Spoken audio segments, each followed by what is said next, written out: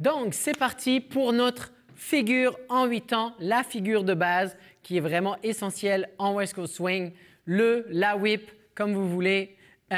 C'est parti, on va commencer avec les leads et puis après, on ira avec les follow. Donc, première chose, on se rappelle le 8 temps, marche, marche, triple step, marche, marche, triple step. D'accord? Maintenant, le début, c'est exactement pareil qu'un underarm turn. Donc, c'est-à-dire que je commence ici, je me dégage. 1, 2, je replace sous moi. 3 et maintenant, la différence est que je vais passer de l'autre côté en fait, du tapis. 4 pour maintenant ouvrir 5, laisser le temps de la follow de repasser et 6, 7 et 8 sur place.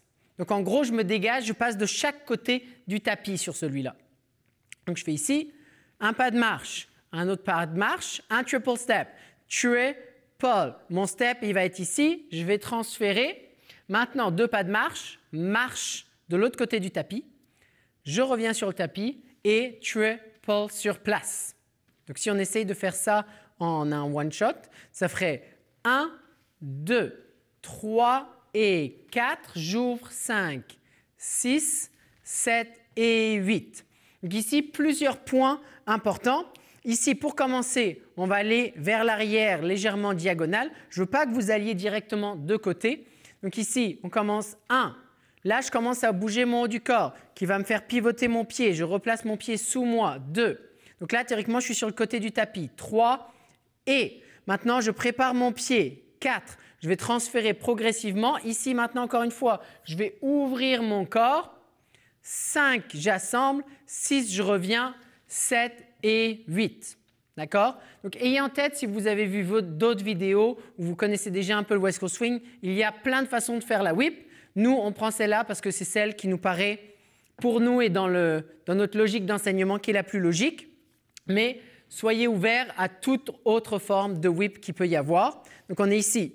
1, je bouge les épaules. 2, 3 et je prépare mon pied, je transfère progressivement. Là, vous pouvez vous aider en pensant à tourner la tête ou là ou ici. D'accord? 5, 6 et je finis 7 et 8. Si je fais ça dans l'autre sens et sans s'arrêter, ça va me donner 1, 2, 3 et 4. J'ouvre 5, 6, 7 et 8. Donc, si vous regardez bien, 1, 2 ici, 3 et je prépare mon pied. Je transfère progressivement. 4, je pivote. 5, 6, 7 et 8. Si on essaie ça en musique.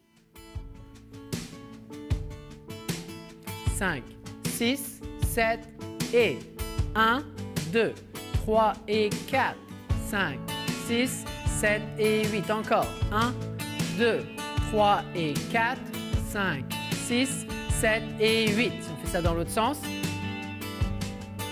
Et 5, 6, 7 et 1, 2, 3 et 4, 5, 6, 7 et 8. Et 1, 2, 3 et 4, 5, 6, 7 et 8.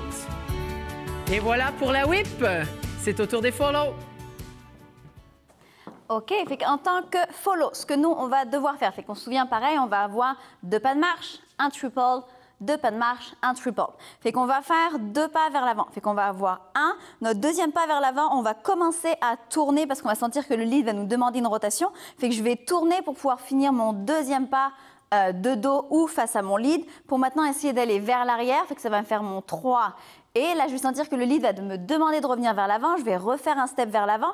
Je vais voir qu'il va commencer à me demander à tourner. Fait que ça va me faire 5, 6, je vais en arrière pour pouvoir faire mon triple, 7 et 8 sur place. Fait que très important, même les pieds que je vous montre maintenant, ce n'est pas la vérité absolue. L'important, c'est vraiment d'avoir la connexion en tête qui est vraiment primordial, fait qui est vraiment la première chose que vous devriez écouter plus que vraiment le placement des pieds au sol. C'est-à-dire que quand je suis ici, 1, 2 ici, vous allez tourner votre 3 et ce que vous allez chercher, c'est vraiment essayer d'aller avoir la connexion du lead. Fait qu'avec certains leads, vous allez sentir que votre 3 et va être très petit sur place. Avec d'autres leads, vous allez devoir déplacer votre 3 et. Fait que selon ce que vous sentez, ce que vous voulez, c'est vraiment essayer d'aller récupérer la connexion du lead. Pour maintenant attendre qu'on me demande de ramener vers la 4, on va me faire tourner 5, 6, même chose ici. Maintenant, je vais prendre ma mono-information, puis je vais essayer d'aller chercher vraiment derrière. Fait que pour certaines personnes, des fois, ça va me faire faire mon 7 et 8 sur place. Pour des fois, ça va me faire faire mon 7 et 8 en déplacement. Fait que ce que je disais, il n'y a pas de vérité absolue. Allez-y vraiment avec la connexion que vous sentez. Fait que si on le reprend une fois, 1, 2, je tourne, 3 et 4, ça va me faire avancer, 5, 6, 7 et 8. Si j'essaye de le faire dans l'autre sens, ça donne 1, je tourne, 3 et 4, 5, 6, 7 et 8. Si je le fais une fois dos à vous, 1, 2, je tourne, 3 et 4, je reviens, 5, 6 et je continue, 7 et 8. Fait qu'on essaye ça une fois en musique.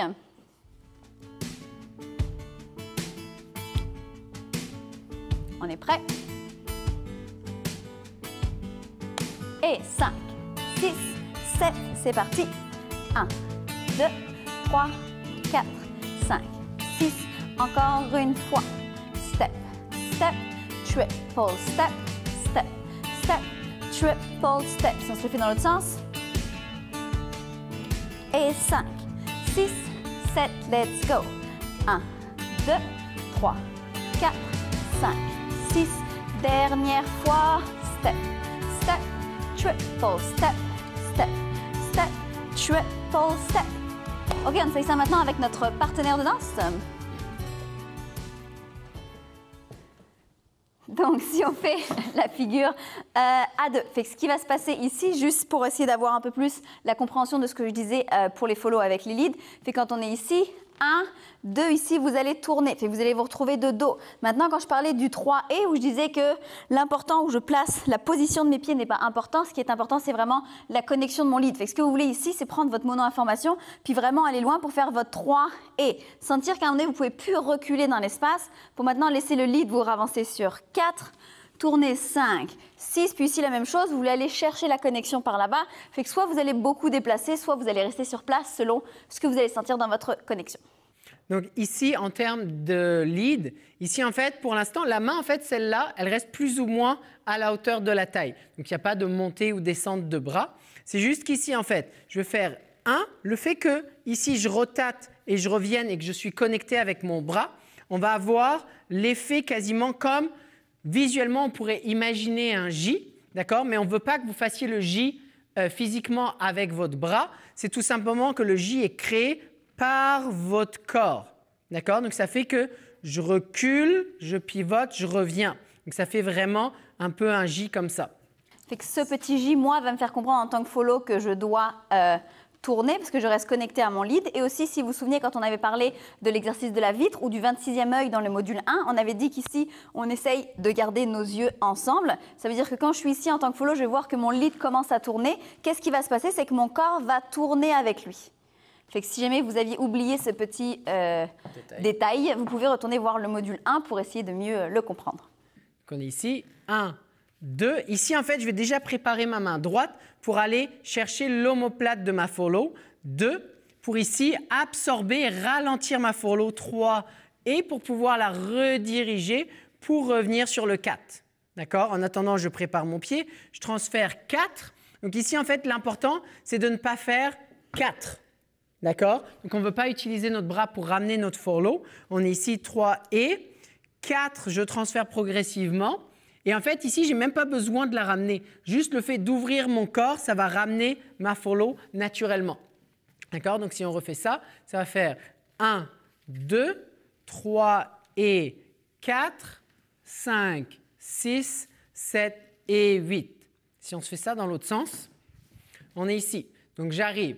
Je fais mon petit sorte de J. 1, je récupère l'omoplate de ma follow. Elle continue, je la ralentis. 3 et ici, moi, je vais traverser pour aller de l'autre côté du tapis rouge de la follow. Donc, je vais 4, j'ouvre mon côté droit. 5, ça va emmener ma follow. 6, 7 et 8, j'ai fini. Fait que pour les follow, tout à l'heure, Philippe précisait que pour les leads, c'est comme si vous sortiez de notre tapis rouge. Ça veut dire que pour nous, vraiment, l'important, c'est d'essayer de rester sur cette track, ce slot, ce tapis rouge qu'on a en West Coast Swing. Fait que si vous regardez mes pieds, à aucun moment donné, je sors de mon tapis rouge. Moi, je reste vraiment sur ce tapis rouge, puis c'est le lead qui sort, puis qui revient sur le tapis. Donc, si on pourrait imaginer qu'en fait, la follow est sur cet axe-là et nous, on est sur cet axe-là. C'est comme si nous, on se déplaçait comme ça et la follow dans ce sens-là. Donc, si on le refait une dernière fois sans s'arrêter, 1, 2, 3 et 4, 5, 6, 7 et 8. Donc, théoriquement, vous voyez, il y a toujours l'effet de double pieuvre ici où on est éloigné, on se rapproche, on se rééloigne, on se rapproche et on se rééloigne. D'accord? Mais à aucun moment, c'est activé par les bras, juste par le déplacement de chacun. Donc, si on essaye de se faire ça en musique. 5, 6, 7, c'est parti. 1, 2, 3, 4, 5, 6. Encore une fois et step, step, triple step, step, step, triple step. Si on essaye dans l'autre sens. 5, 6, 7 et 1, 2, 3, 4, 5, 6. Dernière fois. Step, step, triple step, step, step et triple step. Et bravo! Vous avez maîtrisé la whip qui est comme la figure la plus importante quasiment du West Coast Swing, bien évidemment en dehors de toutes les autres.